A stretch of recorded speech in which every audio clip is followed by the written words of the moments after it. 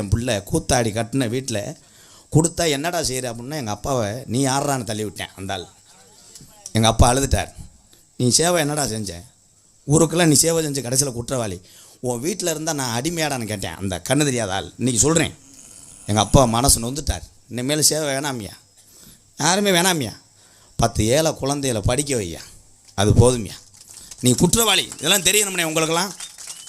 MKR சொல்கிறது இதெல்லாம் தெரியணும். நீங்கள் லேசுன்னு நினைக்கிறீங்க எல்லாமே. அங்கே அன்பாலயம் நடத்த லேசு கிடையாது அண்ணே.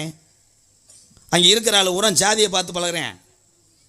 வயசான காலத்தில் உனக்கு என்னையா ஜாதி, சாதி உன்னை காப்பாற்றுமா, நீ என்ன ஜாதி நீ என்ன ஜாதி விசாரிச்சுட்டு அவங்ககிட்ட பேசுகிறது கிடையாது.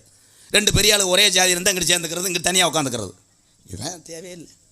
10 ஏழை குழந்தைகளுக்கு வண்டியை சைக்கிளை படிக்க வைக்கிறேன், உயிர் உள்ள வரை ஏதாவது ஒன்று செய்கிறேன், எல்லோரும் நல்லா இருங்க. ஏன்னா மன வேதனை அவளை இருக்குது. பெத்த தாய் தகப்பன் மன வேதனை அடைஞ்சு எங்கள் அப்பாலாம் அப்படி பார்த்ததில்லை. எங்கள் அப்பா அவளை